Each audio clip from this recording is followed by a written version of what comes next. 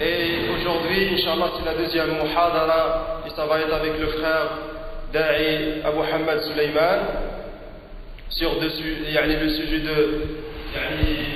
wasaya pour les étudiants de la science et aussi beaucoup des choses qui sont très importantes pour l'étudiant qui doit savoir. Et je vous rappelle aussi, mes chers frères, que cette muhadara, ça passe direct sur le site de Masjid Farouk. Ça passe direct sur le site de Masjid Farouk. وجزاكم الله خيرا والكلمة لأخينا الفاضل. بارك الله فيك.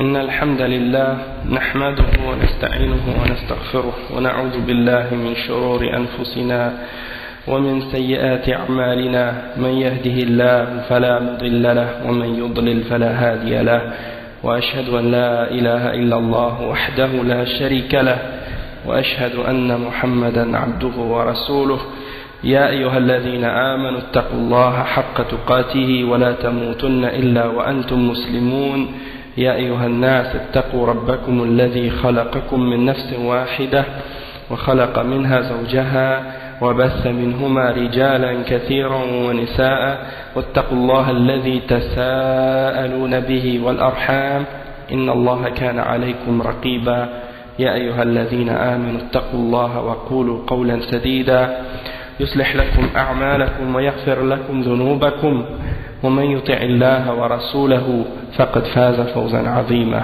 أما بعد وإن خير الكلام كلام الله وخير الهدي هدي محمد صلى الله عليه وسلم وإن شر الأمور محدثاتها وكل محدثة بدعة وكل بدعة ضلالة وكل ضلالة في النار أما بعد.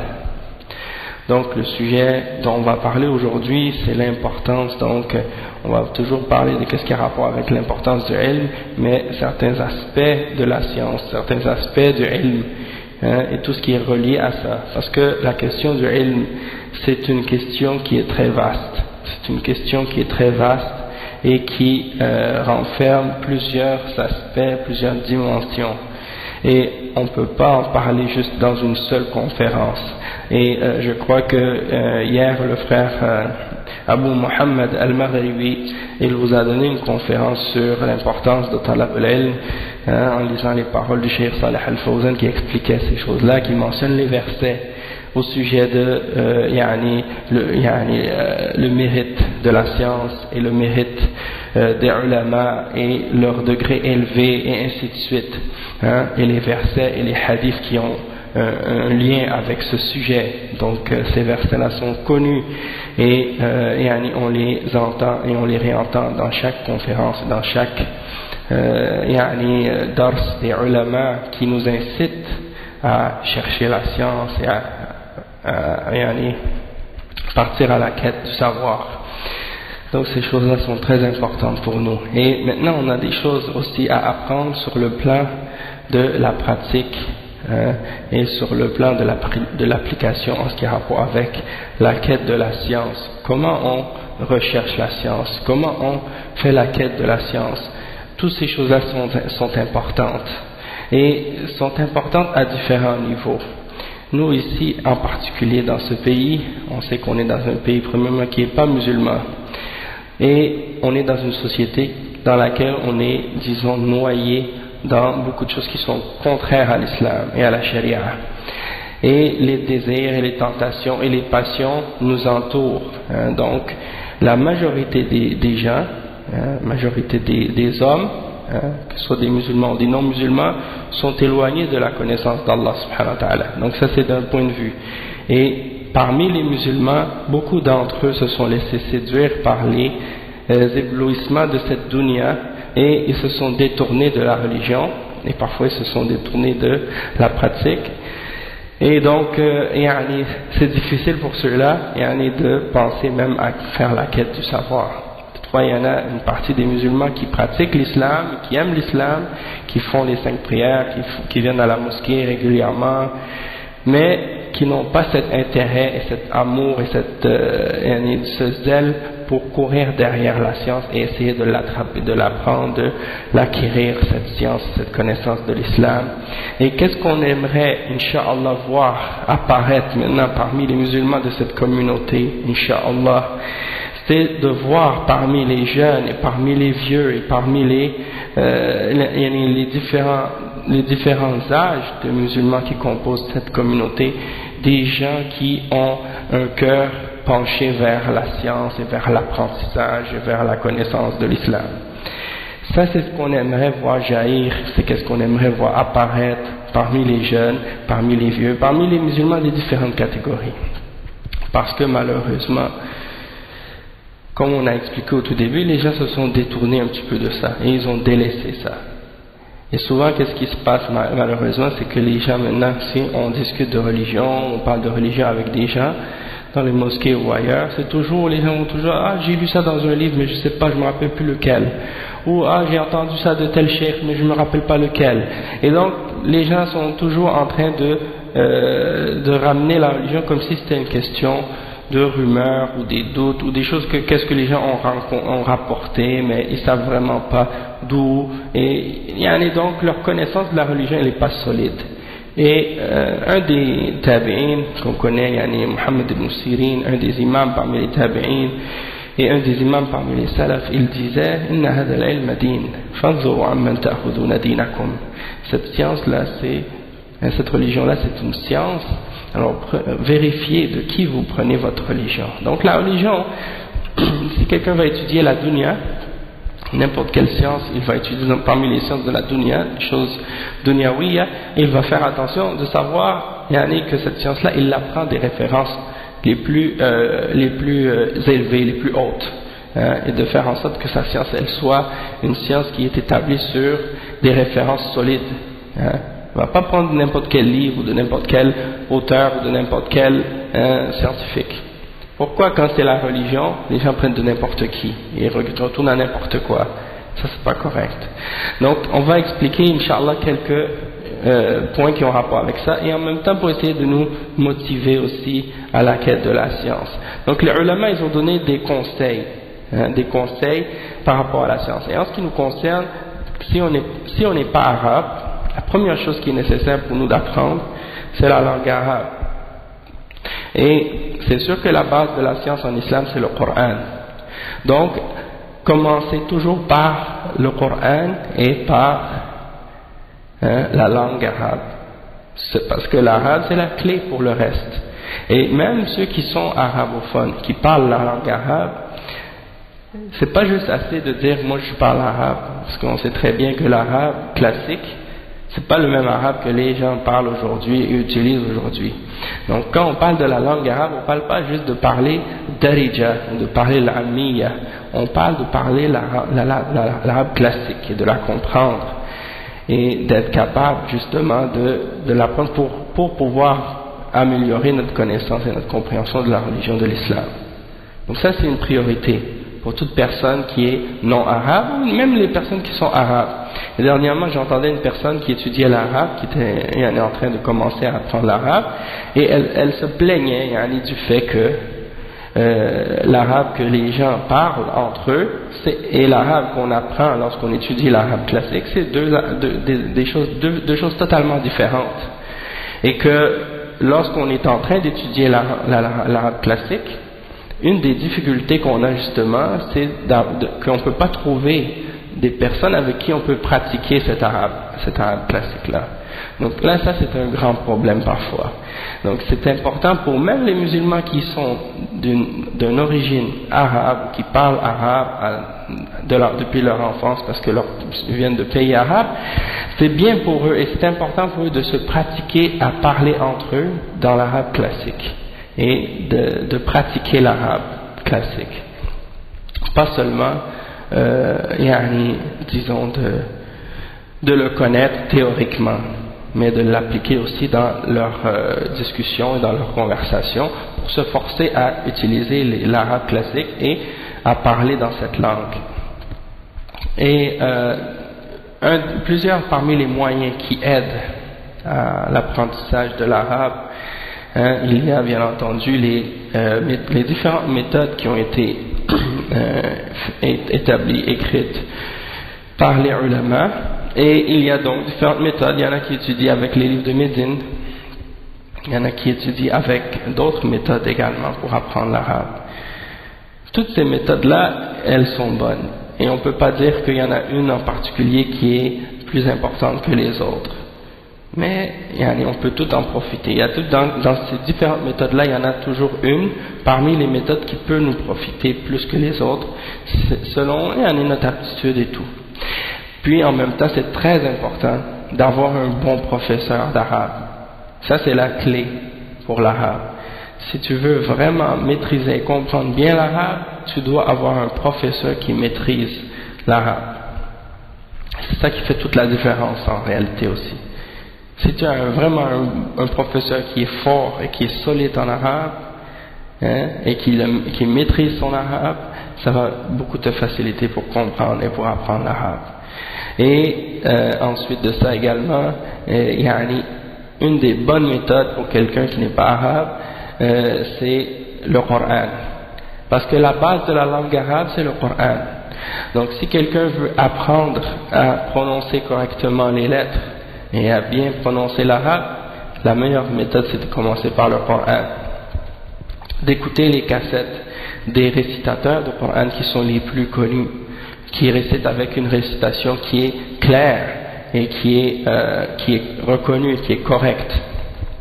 En particulier les shuyukh égyptiens qui sont très très connus comme Al-Manshawi et Abdul Basit et d'autres, ceux-là et Al-Husari, ceux-là sont reconnus pour leur récitation, sont des spécialistes dans le domaine de la récitation du Coran. Et il y en a d'autres également, bien entendu, comme le Cheikh Al-Hudayfi et d'autres également parmi les grands récitateurs, aussi sont des grands shuyukh. Non seulement ils récitent le Coran, mais sont des ulama, sont des mashayikh, il y en a dans le din. Donc ça c'est très important d'écouter le Coran et de suivre avec le mushaf et d'essayer de répéter selon qu'est-ce qu'on entend dans les cassettes. Si on n'a pas la possibilité d'avoir un cheikh qui nous aide à réciter, sinon il y a des fois des frères qui maîtrisent bien, donc de se pratiquer avec eux à réciter et à apprendre la récitation correctement. Et la mémorisation aussi. La mémorisation, ça aide aussi parce que les vocabulaires et les mots que tu vas apprendre dans le Coran, ils vont rester dans ta mémoire, ils vont rester dans ta tête. La seule chose qui va te rester à faire par la suite, c'est d'apprendre leur signification. Par la suite, et ces mots-là vont rester. D'accord? Donc ça, c'est très important. Et une fois que tu as donc commencé par le Coran de cette manière-là, une des choses qui aide beaucoup également pour l'arabe, c'est le fait d'écouter des durus et des cassettes ou des conférences ou des khutab en arabe, des shuyukh et des ulama. Lorsque tu vas prendre l'habitude d'écouter et d'entendre toujours des conférences et des durus et des khutab en arabe, ça va disons faire en sorte que ton oreille va s'habituer. Ton oreille va s'habituer à entendre l'arabe et tu vas commencer à capter certains mots, certains termes, certaines expressions, et tu vas les mémoriser même. Et une des bonnes choses aussi, c'est d'essayer de les répéter, ces mots-là, régulièrement, et d'essayer de l'écouter, cette cassette-là, même s'il faut l'écouter 100 fois, ou 200 fois, ou 300 fois, il faut l'écouter régulièrement, jusqu'à ce que la cassette, tu la connais par cœur. Et quand tu as fini avec celle-là, tu en écoutes une autre, et une autre, et une autre, même si tu ne comprends pas l'arabe. Et je peux dire que même au début, lorsque j'ai commencé à étudier l'arabe, j'écoutais des cassettes de conférences en arabe, j'écoutais différentes choses en arabe, et il y a des frères que je connais qui étaient convertis avec moi aussi, puis ils me blâmaient, ils me critiquaient du fait que j'écoutais des conférences en arabe, et ils me disaient, pourquoi tu écoutes des trucs en arabe, tu comprends pas? Je lui dis, mais si j'écoute pas, comment je vais faire pour l'apprendre? Et donc ça c'est de la pure logique. Donc tu veux apprendre quelque chose, tu veux améliorer, tu veux t'améliorer dans quelque chose, eh bien tu dois prendre l'habitude de l'entendre et de l'écouter.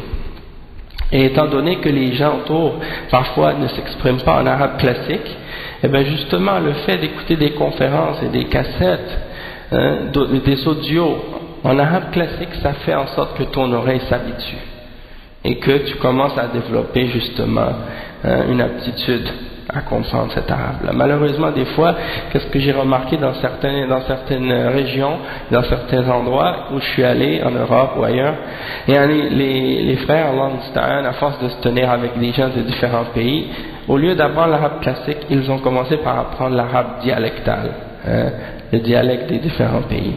Et donc, lorsqu'ils commencent à apprendre l'arabe fusha, ils ont beaucoup de difficultés. Donc il faut justement faire attention à ça, parce que notre objectif, notre but quand on apprend l'arabe, c'est pas seulement juste de dire que on veut s'exprimer en arabe avec des gens puis parler dans la rue, le langage de la rue, comment les gens parlent entre eux. Non, c'est pas ça l'objectif et c'est pas ça le but. Le but c'est de s'exprimer et de parler dans la langue du Coran et de la Sunna, et dans le but d'être capable d'augmenter et d'améliorer notre connaissance et notre compréhension de cet islam, dans le but par la suite, bien entendu, de pouvoir l'appliquer, de pouvoir le mettre en pratique et en application. Donc ça c'est très important. Et aussi donc ça fait partie des exemples et des méthodes. Donc comme je disais, il y a différentes méthodes qu'on peut apprendre par la suite des livres comme les livres de médecine, le tome 1, le tome 2, le tome 3, le tome 4, de l'apprendre avec quelqu'un qui connaît bien. Et il y a des gens parfois, malheureusement on a remarqué ça, et ça c'est triste, c'est que les frères ils commencent à apprendre l'arabe, ils prennent un cours, ils commencent avec quelqu'un, mais ils ne restent pas jusqu'au bout. Ils commencent au tout début, ils sont motivés, puis après une semaine, 2 semaines, 3 semaines, ils commencent à plus venir, ils commencent à délaisser. Ça c'est pas correct. Si quelqu'un s'embarque dans les autres cours, des fois les autres domaines, c'est comme Cheikh Al-Fawzan, il expliquait ça dans un dars une fois. Il dit des durous comme par exemple Al-Nahu, ou bien Al-Fara'id, ou bien il y a des choses de ce genre, certaines sciences islamiques comme par exemple la grammaire arabe, des choses comme ça, ou bien l'héritage, les règles d'héritage, des choses de ce genre, ça nécessite de la pratique. Et donc, c'est pas quelque chose de passif, que tu viens par exemple, tu t'assois puis tu écoutes. C'est pas comme par exemple dans d'autres sujets ou d'autres domaines, certaines personnes viennent et s'assoient puis ils rentrent à la maison. Déjà ça c'est pas correct, parce qu'en principe on est supposé d'essayer de noter et d'enregistrer la science qu'on prend et les points importants. Mais dans ces sciences-là c'est pas tout, il faut pratiquer. Donc c'est pas juste de la théorie. Mais dans ces cours-là, les gens parfois ils n'ont pas la patience, malheureusement. Donc il faut faire les exercices à la maison, faire les pratiques à la maison. Et le professeur, lui, il fait juste t'aider à t'avancer dans ta compréhension. Lorsqu'il y a quelque chose qui est compliqué, lorsqu'il est difficile, il t'explique la théorie et les principes, et toi le reste c'est toi qui le fais à la maison en pratiquant, en faisant les exercices, en faisant les différentes questions, en répondant aux différentes questions, en pratiquant avec les gens. Donc ça c'est les différents exemples, les différentes méthodes pour aider quelqu'un à apprendre l'arabe. Donc en ce qui concerne ça, c'est fondamental. C'est fondamental surtout quand on parle de talabul ilm. Il n'y a pas quelqu'un qui peut sérieusement rechercher la science de l'islam et étudier l'islam s'il n'apprend pas l'arabe. C'est impossible. C'est impossible. Tu ne peux pas apprendre le Coran, tu ne peux pas apprendre la Sunna, tu ne peux pas apprendre le tafsir, tu ne peux pas apprendre usul, le fiqh, tu ne peux pas apprendre l'aqidah, excepté si tu veux l'apprendre, tu dois absolument apprendre la langue arabe. C'est fondamental, c'est nécessaire. Et comme Cheikh l'Islam Ibn Taymiyyah, rahimahullah, il disait que l'Arabiyya, al-Lugha, min ad-din, il disait la langue arabe, ça fait partie de la religion. La langue arabe, ça fait partie de la religion. Et il disait ma la yatimmu al-wajib illa bihi fa huwa wajib. C'est-à-dire, si quelque chose est nécessaire pour appliquer une obligation, alors cette chose-là, elle devient obligatoire elle-même. Et on sait que de lire le Coran, et de le réciter, et de l'apprendre, et de le comprendre, ce sont des obligations. Donc si, pour faire ça, tu as besoin d'apprendre l'arabe, donc d'apprendre l'arabe devient une obligation. Et comme on l'a expliqué des fois, comment ça se fait, des gens, ils viennent de différents pays dans les pays musulmans, que ce soit des pays comme le Pakistan, l'Inde, les pays de l'Afrique de l'Ouest, les pays de l'Afrique de l'Est, les pays de l'Europe ou autres, des gens qui sont musulmans de naissance, ou bien qui sont des musulmans convertis. Comment ça se fait? Tu les vois qui viennent ici ou ailleurs pour apprendre l'anglais, ils prennent des cours d'anglais, ils prennent des cours de français, ils apprennent des langues qui ne sont pas leur langue maternelle. Tout ça pourquoi? Pour apprendre des sciences qui sont reliées à la dunya, pour essayer d'augmenter leur niveau dans la dunya. Donc ils font des efforts pour apprendre ces langues-là. Mais pourquoi ils ne font pas le même effort ou plus d'efforts même pour la langue qui va leur permettre d'apprendre un bien qui va non seulement être dans cette dunya, mais également encore le plus important, cette science qui va les aider à atteindre al-akhirah, qui va les aider à atteindre le paradis, Inch'Allah. Donc d'apprendre l'arabe c'est très important. Et j'ai été déçu parfois d'entendre certaines personnes de différents pays me dire par exemple mais on n'est pas obligé de parler l'arabe, l'islam c'est pas pour les arabes. Oui, mais Allah subhanahu wa ta'ala dit dans le Coran, Qur'anan arabiyyan, comment tu dis que l'islam c'est pas une religion, c'est juste pour les arabes? C'est vrai que l'islam c'est pas seulement pour les arabes, l'islam c'est une religion universelle pour tous les peuples, mais en même temps Allah il a révélé ce livre en arabe, Qur'anan arabiyyan, il est en arabe ce Coran, il n'est pas en une autre langue. Et donc, même s'il est traduit aujourd'hui en français, en anglais, tout ça c'est pour nous aider, mais c'est pas le but en lui-même. Et même les cours qu'on a donnés, des fois on a fait maintenant beaucoup de cours en français. Tous ces cours-là, on les a fait pourquoi? On les a pas fait pour dire ça c'est la référence. Maintenant vous avez ces cours-là, ça y est. Maintenant vous pouvez apprendre l'islam. Non, ça c'est juste pour aider, pour donner un coup de main, pour donner un coup de pouce, pour faciliter les choses pour les personnes qui sont nouvelles dans l'islam ou converties, pour les inciter à apprendre les bases, parce qu'on ne peut pas dire aux gens restez assis et apprenez l'arabe et peut-être dans le temps, lorsque vous allez avoir appris l'arabe là, vous allez pouvoir commencer à apprendre l'aqida. Non, parce que ça peut prendre du temps des fois à apprendre l'arabe. Donc en attendant, ils peuvent au moins essayer d'acquérir une certaine base, une certaine connaissance, une certaine compréhension en attendant d'avoir l'arabe. Mais ça c'est quelque chose qui ne doit pas être pris comme étant un fondement ou une base en soi, c'est quelque chose qui doit être temporaire, quelque chose qui est là pour vous aider en attendant.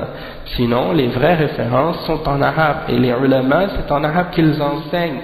Et si jamais vous allez partir dans un pays musulman pour faire la quête de la science et étudier l'islam, les shuyukh et les ulama ils ne parlent que l'arabe. Ils ne vont pas vous enseigner dans une autre langue que l'arabe. Donc comment vous allez faire pour étudier l'ilm si vous n'avez pas appris l'arabe? Il y a des frères et des sœurs parfois qui sont motivés dans la science, qui veulent partir, qui disent moi je veux faire talabul ilm et je veux partir avec les ulama. Ils arrivent par la suite dans les pays musulmans pour étudier avec les shuyukh et les ulama et tu vois qu'ils ne maîtrisent même pas rien des choses élémentaires dans la langue arabe et ils ne peuvent même pas comprendre les durus des ulama, donc ils restent là-bas et ils ne peuvent pas profiter. Pourquoi? Parce qu'ils n'ont pas commencé par l'arabe. Et il ne faut pas penser que pour l'arabe il faut absolument être dans un pays musulman ou que tu dois partir étudier avec les ulama pour apprendre l'arabe. L'arabe tu peux commencer à l'apprendre à partir d'aujourd'hui dans le pays où tu es avec n'importe quelle personne qui connaît les bases, qui a une connaissance quand même assez forte de la langue, il peut t'aider à t'avancer, il peut t'aider à avancer dans cette langue.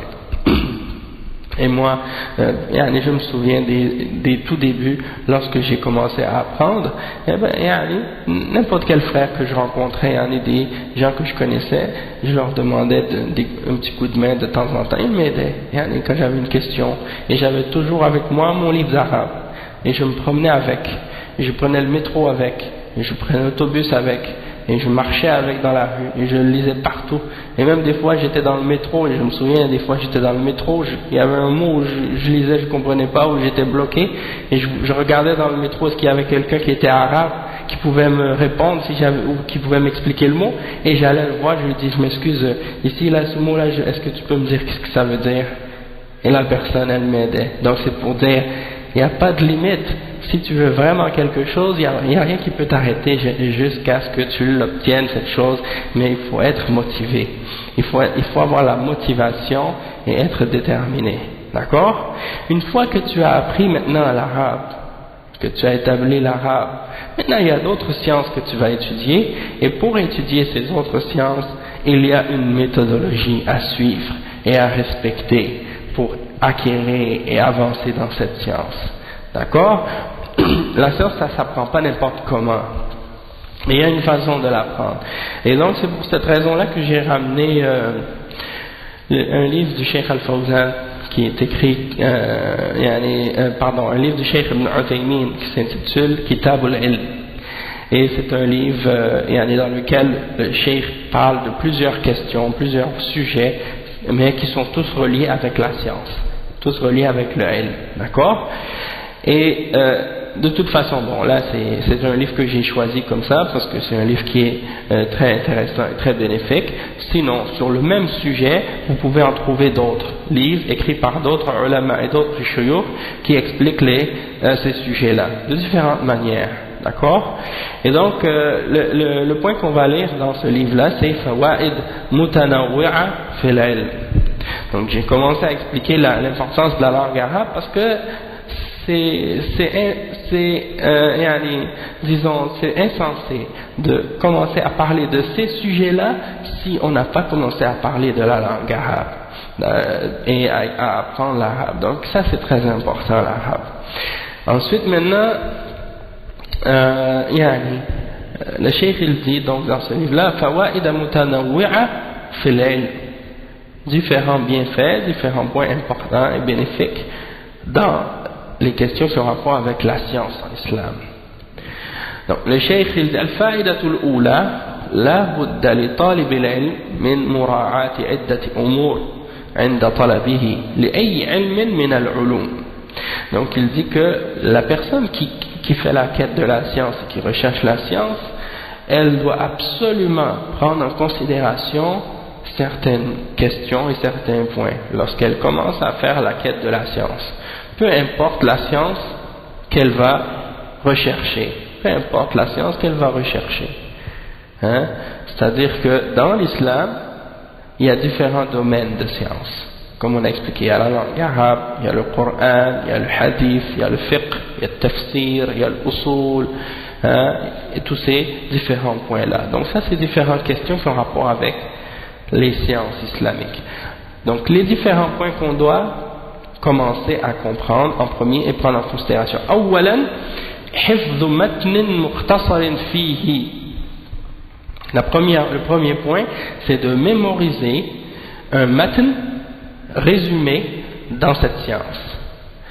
C'est-à-dire que dans chaque science islamique, il y a un résumé qu'on appelle un matn, un texte de base, qu'on appelle matn, qui est une référence dans cette science et qui est un résumé de cette science. C'est l'introduction à cette science. Donc chaque sujet, c'est comme disons que c'est comme une maison, d'accord? Et chaque maison, elle a une porte. La porte de chacune de ces sciences islamiques, c'est qu'est-ce qu'on appelle un matn, ok?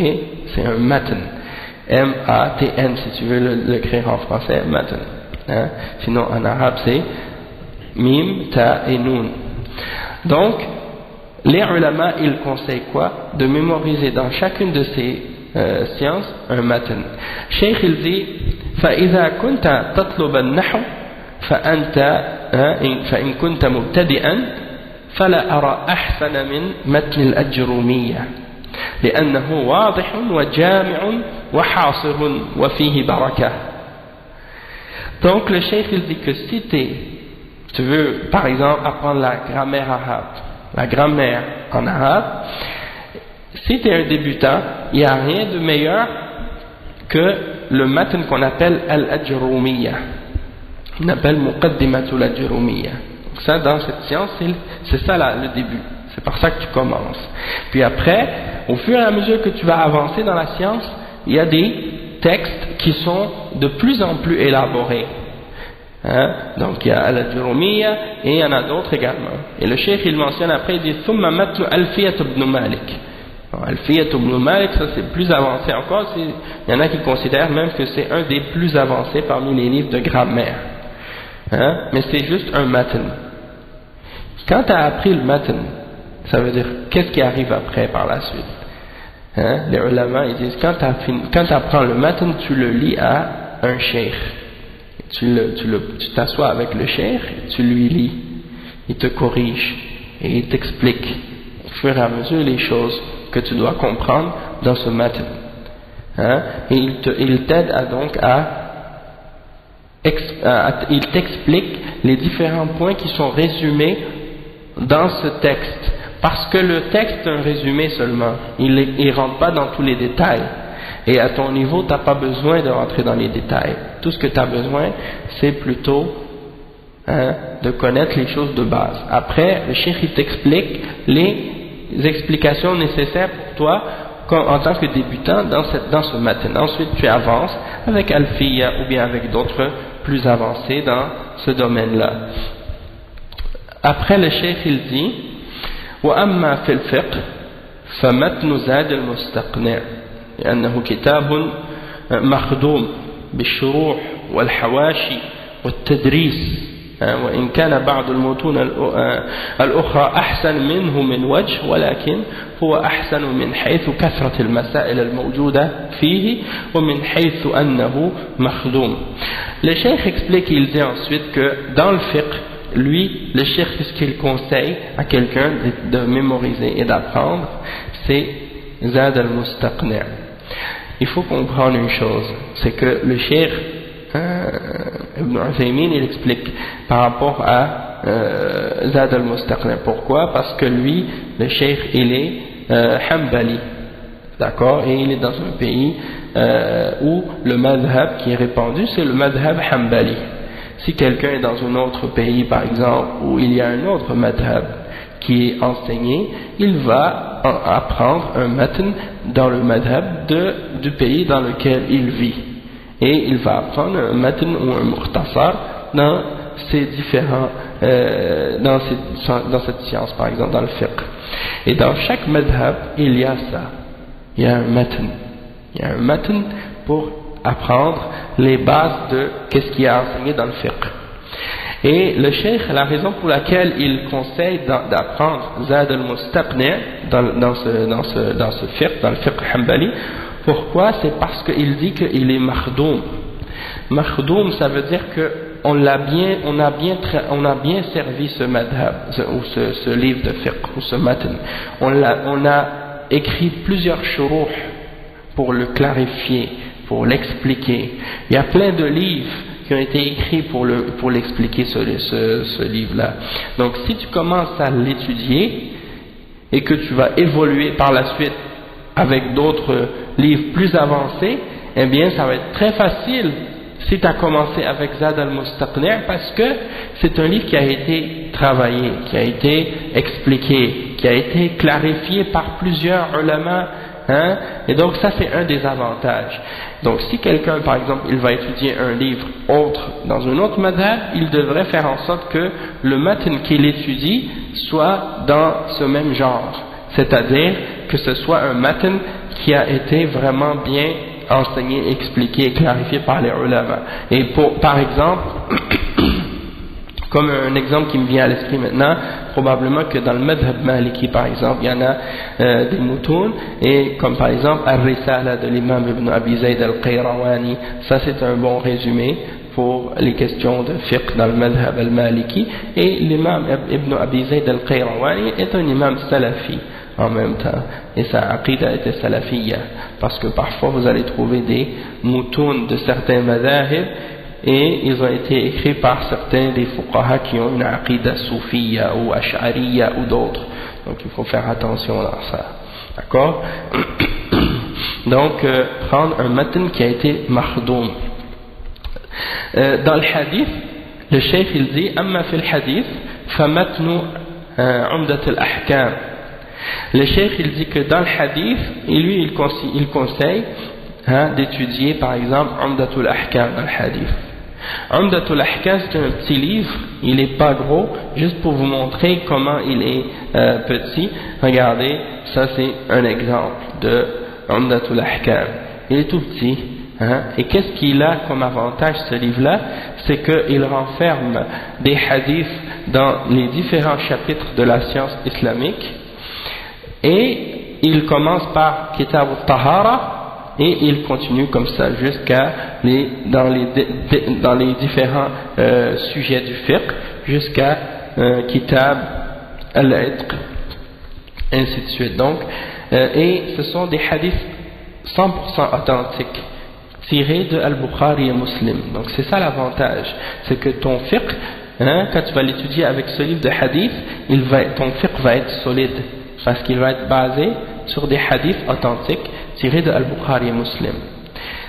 Et bien entendu, avant ça, il y a Al-Arba'un al-Nawawiyya qui est très important d'apprendre, puisque dans le hadith, c'est la base, ce sont les 40 hadiths de l'imam al-Nawawi qui sont la base de toutes les différentes sciences islamiques. Dans ces 40 hadiths-là, il y a tout ce qui est dans l'islam en entier. Ensuite, Umdatul Ahkam, c'est pour apprendre ensuite ton fiqh et à partir du hadith. Parce que les ulama, avant, c'est comme ça qu'ils apprenaient le fiqh. Après, il y a d'autres livres comme Bulugh al-Maram, écrit par Cheikh al-Islam, par Al-Hafiz Ibn Hajar al-Asqalani, qui est un livre très très bon. Et Cheikh il dit فإن ترقيت فبلوغ المرام وإن كنت تقول هذا أو هذا فبلوغ المرام أحسن لأنه أكثر جمعا للأحاديث ولأن الحافظ ابن حجر رحمه الله بين درجة الحديث. Donc Cheikh Ibn Uthaymin rahimahullah, il dit que lorsque tu évolues un peu plus ensuite dans la science, dans le hadith, tu vas étudier ensuite Bulugh al-Maram, l'arrivée au but ou l'atteinte du but. Et Bulugh al-Maram, c'est aussi un livre dans le même style que Umdatul Ahkam, ok? Mais la différence, c'est que Bulugh al-Maram, il est plus gros et il renferme des hadiths qui ne sont pas uniquement les hadiths sahih. Il y a aussi des hadiths dedans qui sont da'if. Mais en général, Al-Hafiz Ibn Hajar, il mentionne le degré du hadith, mais pas tout le temps. Donc, parfois, il faut se référer à un takhrij de ce hadith-là. Cheikh Ibn Uthaymin considère qu'il est meilleur que Umdatul Ahkam, dans le sens qu'il a plus de hadiths dedans et que Ibn Hajar al-Asqalani rahimahullah a mentionné le degré des hadiths qui sont dedans. Mais divergence encore une fois de différents points de vue parfois entre les ulama. C'est vrai que Bulugh al-Maram il est meilleur dans ce sens-là, mais Umdatul Ahkam il est plus petit, il est plus facile pour commencer que Bulugh al-Maram. D'accord? Donc ça c'est un exemple de matn. Et dans le hadith, ça c'est dans le hadith dans le sens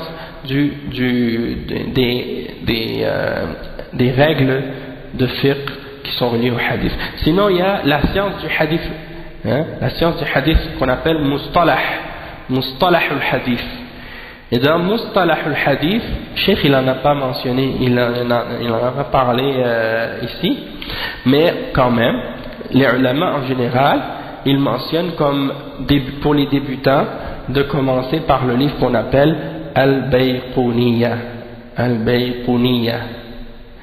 C'est un petit livre qui mentionne, il est petit, il est fait de 33 vers seulement, 33 vers, et dans ces 33 vers, l'imam Al-Bayquni, il explique les définitions des différents hadiths. Les définitions des différents degrés du hadith. Donc, par exemple, al-hadith al-sahih, et c'est quoi sa définition, al-hadith al-hasan, et c'est quoi sa définition, et le hadith al-da'if, et les différentes catégories de da'if, et c'est quoi leur définition. Là il va mentionner qu'est-ce que c'est, hein? Et donc ça c'est des terminologies. Ensuite il y a Nukhbatul Fikar. Nukhbatul Fikar, écrit par Ibn Hajar al-Asqalani, et ça c'est les ulama disent c'est un des meilleurs résumés pour Mustalah al-Hadith. Il comprend la base de la science du hadith, et il a été bien servi, ce livre-là. Il a été bien servi dans la science, parce que l'imam Ibn Hajar lui-même a écrit un sharh de ce livre-là, hein? Donc c'est un livre qui est bien, hein, qui est bien à étudier si quelqu'un veut apprendre Mustalah al-Hadith pour commencer. Et même quand j'étais dernièrement en Arabie Saoudite, on a assisté à un dars du Cheikh Mohammed ibn Hadi al-Madkhali, qui nous a parlé du manhaj des salaf dans la quête de la science, et il nous a justement mentionné ce livre-là, et il nous a encouragé donc que si on voulait étudier cette science-là, qu'on commence par ce matin. Ok, donc ça c'est un exemple. Ensuite le Cheikh dit وفي التوحيد فمن أحسن ما قرأنا متن كتاب التوحيد للشيخ الإسلام محمد بن عبد الوهاب. أما في توحيد الأسماء والصفات فمن أحسن ما قرأت العقيدة الواسطية للشيخ الإسلام ابن تيمية، فهو كتاب جامع مبارك مفيد وهلم جرا، خذ من كل فن تطلبه متنا مختصرا فيه واحفظه. Donc le cheikh il mentionne, il dit j'ai pas trouvé dans l'Aqida meilleur livre que Kitab al-Tawhid, le Matn, et dans Al-Asma al-Sifat al-Wasitiyya, al-Aqidat al-Wasitiyya. Donc Kitab al-Tawhid écrit par le cheikh Mohammed ibn Abdul Wahhab, et dans Al-Asma al-Sifat al-Wasitiyya de Cheikh al-Islam ibn Taymiyyah.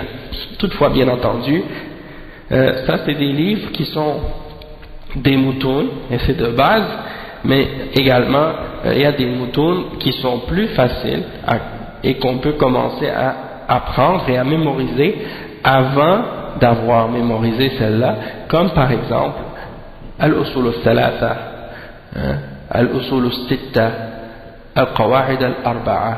Ça c'est des livres encore plus faciles pour débuter. Et la question a été posée au cheikh Zayd al-Madkhali, au cheikh Ahmad al-Najmi rahimahullah. On lui a posé la question,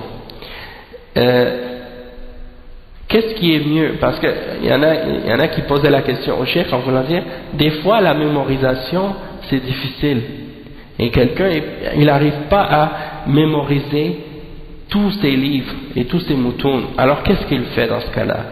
Alors le cheikh Ahmad al-Najmi, qu'est-ce qu'il a fait? Il a dit, si tu ne peux pas les mémoriser, les mémoriser c'est le meilleur, mais si tu n'es pas capable de les mémoriser, que ta mémoire n'est pas assez forte ou tu n'arrives pas, qu'est-ce que tu peux faire? Tu les relis plusieurs fois, beaucoup de fois, jusqu'à ce que ça reste facile pour toi dans ton esprit et bien enregistré dans ta mémoire et dans ta tête. Et donc ça c'est des exemples, et ça c'est, si on veut, des méthodes pour apprendre. Donc la mémorisation c'est très important, et les raisons pourquoi la mémorisation c'est important, c'est parce que lorsque tu mémorises, le livre il reste toujours avec toi, peu importe où tu vas aller, peu importe où tu arrives, tu as toujours ta science, tu la transportes. C'est comme si tu avais ta bibliothèque personnelle en toi-même. Et lorsque tu en as besoin, tu la sors selon ton besoin et selon la nécessité. Et c'est ça l'avantage. Et les ulama dans le passé, ils mémorisaient la science. Et par exemple, juste pour vous donner un exemple de ça, Cheikh al-Islam ibn Taymiyyah rahimahullah, il a écrit un livre qui s'appelle Al-Risalatul Hamawiyya. Et Al-Risalatul Hamawiyya, c'est on l'appelle aussi Al-Fatwa Al-Hamawiyya. c'est une question que des gens de la ville de Hama sont venus de poser à Cheikh al-Islam. Ils lui ont posé la question au sujet des versets qui parlent des attributs d'Allah, comme Al-Istiwa et d'autres. Et ils lui ont demandé les positions des ulama, des salafs, au sujet de ces versets-là. Et Cheikh al-Islam, il a écrit donc la réponse pour eux dans cette fatwa qu'on appelle Al-Hamawiya aujourd'hui. Et imaginez, il l'a écrit entre deux prières, entre le Dhuhr et l'Asr. Il s'est assis, il a commencé à écrire la réponse. Entre le Dhuhr et l'Asr. Dans cette fatwa, Al-Hamawiya, il cite environ une trentaine de différents savants et leurs livres. Et qu'est-ce qu'ils ont dit dans les différentes questions qui ont rapport avec Al-Asma wa Sifat. Imaginez, il n'avait pas de livre avec lui, pas de référence avec lui. Tout ce qu'il cite dans ce livre-là, il le cite de sa mémoire. Donc ça c'est pour vous montrer à quel point l'importance de la mémorisation. Ça c'est sans parler de la mémorisation des ulama des salaf lorsqu'ils mémorisaient les hadiths. Et on ne parle pas juste de mémoriser les hadiths, on parle de mémoriser les asanid de ces hadiths, c'est-à-dire les chaînes de transmission de ces hadiths-là, et en plus leur mutun. Donc ça c'est des exemples. Ensuite le cheikh il dit donc ça là tu continues dans cette méthode-là avec toutes les différentes sciences. Et puis tu montes graduellement dans chacune de ces sciences-là. Ça c'est la méthode traditionnelle pour étudier l'islam. Et c'est la méthode que les ulama utilisaient et suivaient depuis l'époque du prophète sallallahu alayhi wa sallam jusqu'à aujourd'hui. C'est comme ça que les gens apprenaient. Comme les sahaba ils disaient, quand on apprenait l'islam, on commençait par 10 versets et on ne dépassait pas 10 versets avant d'avoir appris qu'est-ce qu'il y avait dans ces 10 versets comme science, comme compréhension, comme application, comme et ainsi de suite. Donc c'est pour dire, c'est pas tu sautes dans la science comme ça, non, tu prends petit à petit. Et donc le cheikh il dit ensuite وثانيا وضبطه وشرحه على شيخ متقن وتحقيق ألفاظه وما كان زائدا أو ناقصا. Donc tu vas prendre ces moutons que tu as appris et tu vas aller les lire à un cheikh qui va te corriger dans ces moutons, parce que des fois tu as un matn, par exemple tu as ce petit livre là ici, Umdatul Ahkam, tu vas le mémoriser, tu vas l'apprendre. Peut-être que dedans il y a des erreurs d'imprimerie, parce que parfois il y a des publications, ils publient des livres puis c'est commercial, c'est-à-dire le but c'est juste de faire de l'argent et ils ne vérifient pas est-ce que les hadiths sont corrects. Peut-être qu'il a oublié des lettres, peut-être qu'il a inversé un mot, peut-être qu'il a des choses comme ça, peut-être qu'il y a des choses qui ont été coupées, ainsi de suite. Quand tu le lis avec le cheikh, un des avantages c'est que tu peux vérifier ton livre pour savoir est-ce qu'il est en accord avec le hadith lui-même, ou est-ce qu'il a été déformé ou changé, ou est-ce qu'il y a eu des ajouts ou des choses enlevées, d'accord? Et un autre des choses qui sont importantes aussi du fait que tu le lis à un cheikh qui maîtrise bien le domaine, c'est qu'il va clarifier pour toi la signification de ces termes et de ces mots et de son vocabulaire et de ses terminologies. Et il va t'expliquer qu'est-ce que ça signifie. Donc ça c'est les avantages. ثالثا, un point important aussi, عدم الاشتغال بالمطولات. وهذه الفقرة مهمة لطالب العلم. فلا بد لطالب العلم أن يتقن المختصرات أولا حتى ترسخ العلوم في ذهنه ثم يفيض إلى المطولات. ولكن بعض الطلبة قد يهرب فيطالع المطولات، ثم إذا جلس مجلسا قال صاحب المغني، قال صاحب المجموع، قال صاحب الإنصاف، قال صاحب الحاوي، ليظهر أنه واسع الاطلاع، وهذا خطأ. Le cheikh il donne les exemples. Il dit il y a des gens, malheureusement, ils plongent dans les gros livres en commençant. Ils veulent tout de suite aller vers les livres qui sont très très élaborés, qui rentrent dans les détails, dans les divergences et dans les grosses questions. Hein? Et ça, c'est une erreur. Le cheikh il dit que qu'est-ce qui est important pour le talib ilm quand il commence, c'est de ne pas justement rentrer dans ces livres-là et dans ces grands livres. C'est comme des encyclopédies de sciences. Tu rentres pas là-dedans pour commencer. Tu commences par avoir la maîtrise des résumés. Ça c'est en premier. Jusqu'à ce que ces petits résumés-là soient fermement ancrés dans ta mémoire et dans ton esprit. Hein? Puis ensuite, tu vas vers les livres qui sont un peu plus élaborés. Mais il dit que parfois, tu vas voir certains tullab, certains étudiants, qu'est-ce qu'ils vont faire? Ils vont aller lire dans les livres qui sont très élaborés, tout de suite. Et quand ils vont parler dans une assemblée, ils vont dire « Ah, l'auteur de Al-Mughni, il a dit telle chose. » Ou l'auteur de Al-Majmou' il a dit telle chose, ou l'auteur de Al-Insaf, ainsi de suite, ou Al-Hawi, il a dit telle ou telle chose. Il veut montrer aux gens qu'il est très très avancé, très cultivé, qu'il a lu beaucoup. Et le cheikh dit ça, c'est une erreur.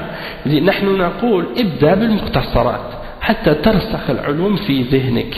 Donc il dit commence par les résumés, les choses plus simples, jusqu'à ce que la science soit bien ancrée dans ton esprit, dans ta tête. Et ensuite, tu vas évoluer par la suite. ثم إذا من الله عليك فاشتغل بالمطولات وقياس ذلك بالأمر المحسوس أن ينزل من لم يتعلم السباحة إلى بحر عميق فإنه لا يستطيع أن يتخلص فضلا عن أن يتقن. Il dit c'est la même chose quand tu veux apprendre à nager. Un exemple concret, on peut tous comprendre. Tu veux apprendre à nager, tu ne vas pas commencer à aller dans l'océan profond. Tu commences par une petite profondeur. Tu vas aller juste dans l'eau qui n'est pas trop profonde. Après, tu t'avances petit à petit jusqu'à ce que tu sois capable d'être un nageur qui maîtrise. Et donc là, après, tu n'as plus peur. Par la suite, tu peux aller comme tu veux dans la mer. Donc ça, c'est un exemple. Et rabi'an, ça c'est un point important, لا تنتقل من مختصر إلى آخر بلا موجب. هذا من باب الضجر. هذه آفة عظيمة تقطع على الطالب طلبه وتضيع عليه أوقاته. فإذا كان كل يوم له كتاب يقرأ فيه فهذا خطأ في منهج طالب العلم. فإذا قررت كتابا من كتب العلم فاستمر فيه ولا تقول اقرأ كتابا أو فصلا من هذا الكتاب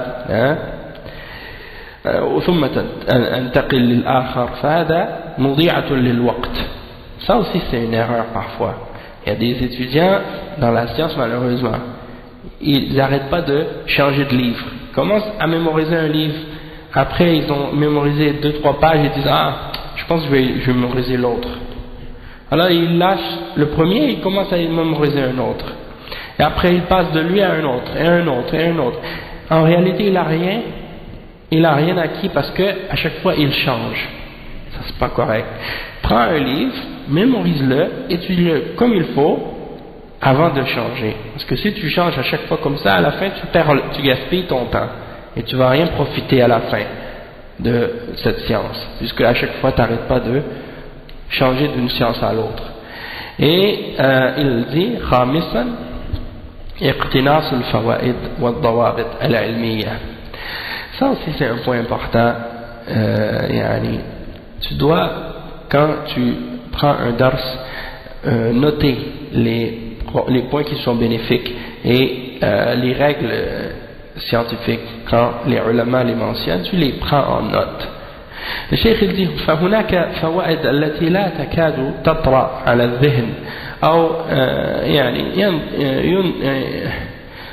أو يندر ذكرها والتعرض لها أو تكون مستجدة تحتاج إلى بيان الحكم فيها فهذه اقتنصها وقيدها بالكتابة ولا تقول هذه معلومة عندي ولا حاجة إلى أن أقيدها لأنها سرعان ما تنسى وكم من فائدة تمر بالإنسان فيقول هذه سهلة ما تحتاج إلى قيد ثم بعد فترة وجيزة يتذكرها ولا يجدها. Le cheikh il dit que il y a des choses que tu vas entendre des fois dans un dars et tu trouves que c'est des choses bénéfiques, hein? Puis c'est des choses parfois qui ne te viennent pas à l'esprit directement, hein? Ou bien c'est très rare que tu vas les entendre mentionner ou que tu risques de les trouver. Alors ces choses-là, écris-les, hein? Écris-les et mets-les dans un livre, yani qayyidha, c'est-à-dire tu les notes, tu les attaches, hein, en les écrivant. C'est ça que ça veut dire. Tu les notes. Pourquoi? Parce que il y en a qui vont se dire j'ai pas besoin d'écrire ça. Hein, ça m'est arrivé à moi même souvent, je me rappelle. Des choses que tu t'es assis dans un dars, t'entends le cheikh qui explique quelque chose, tu dis ça je le sais déjà, j'ai pas besoin de l'écrire. Puis après tu l'oublies. Hein? Donc c'est pas correct de faire ça. Il faut les prendre en note. Parce que peut-être que tu dis moi je le sais ça, je vais pas l'oublier, et puis après tu les oublies. Donc prends-les en note. Hein? Il y a un frère que je connais, masha'Allah, hein? Un talib ilm à Médine, chaque fois il a toujours une table de notes avec lui.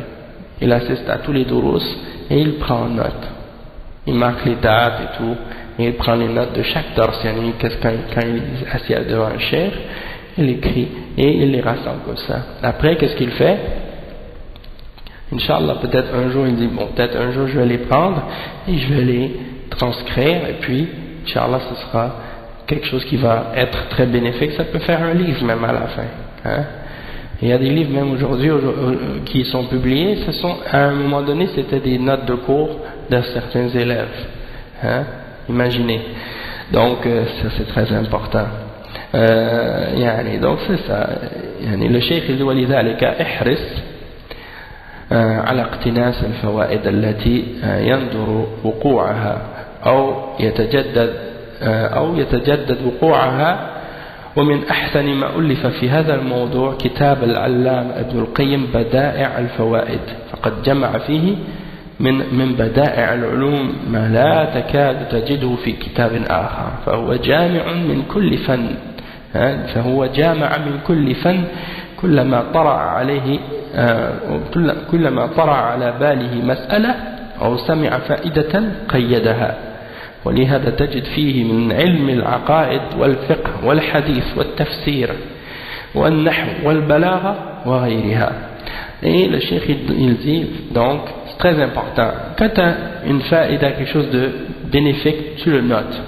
Il dit, et parmi les meilleurs livres qui ont été écrits sur ce sujet-là, il y a le livre de l'imam Ibn al-Qayyim al-Jawziyya qui s'appelle Bada'i' al-Fawaid, c'est-à-dire parmi les bienfaits qui sont les plus bénéfiques, hein, dans la science, et des choses qui sont vraiment vraiment intéressantes ou bénéfiques parmi les différentes sciences. Tu ne peux pas les trouver dans un autre livre, ces bienfaits-là. Et ça, c'est un livre que Ibn al-Qayyim a écrit comme ça. Chaque fois qu'il avait dans son esprit un point important ou intéressant, ou quelque chose qui lui vient à l'esprit, hein, il le note. Dans chaque domaine, dans différents domaines de la science, dans l'aqida, dans le fiqh, dans le hadith, dans le tafsir, dans la grammaire, hein, al-nahu wal-balagha, il note. Et donc c'est un livre vraiment merveilleux. Tu peux trouver dedans des choses que tu trouveras nulle part ailleurs, hein, comme bienfait. Donc ça c'est le point que le cheikh mentionne. Après il dit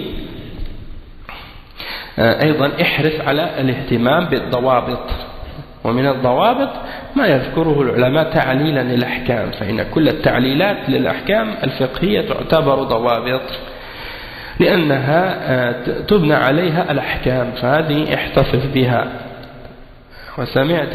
وسمعت أن بعض الإخوان يتتبع هذه الضوابط في الروض المربع ويحررها، وقلت من الأحسن أن يقوم بهذا طائفة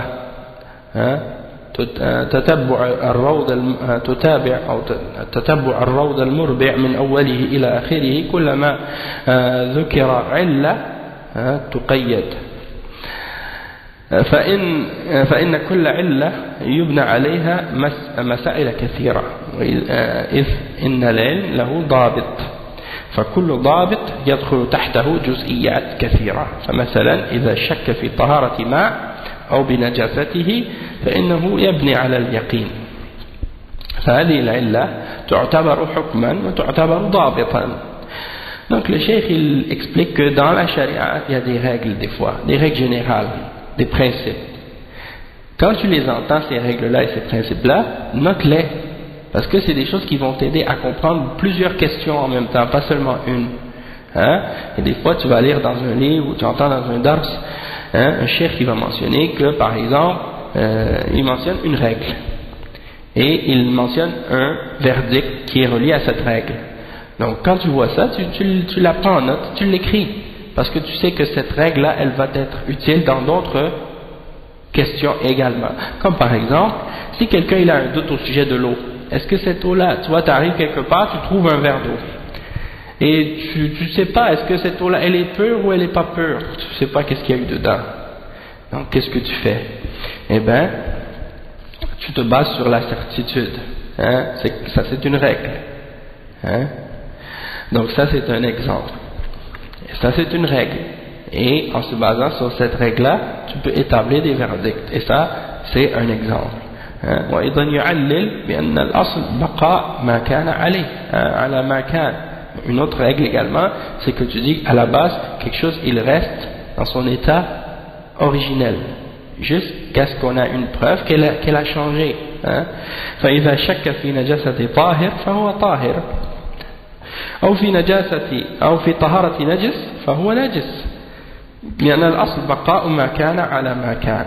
Donc le cheikh il donne un exemple, il dit si par exemple tu trouves quelque chose qui est pur, alors tu dis la base c'est qu'elle est pure parce qu'à l'origine elle est pure. Si tu trouves quelque chose qui est impur, tu dis cette chose là à l'origine elle est impure parce que c'est ça son origine.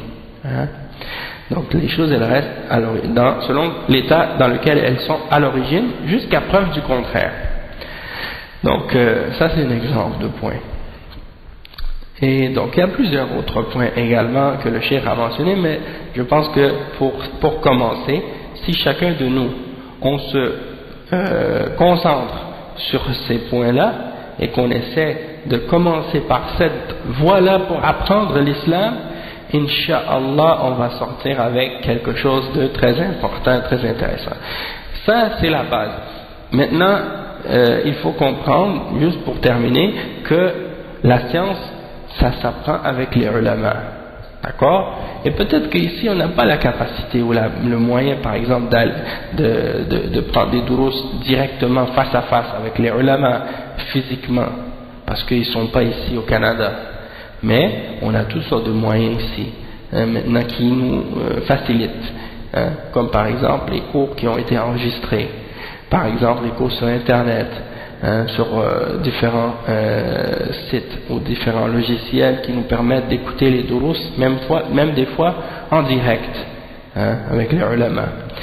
Et également, les cours qu'on donne par exemple ici à la mosquée, ça c'est des exemples de façon de faciliter l'apprentissage et la connaissance.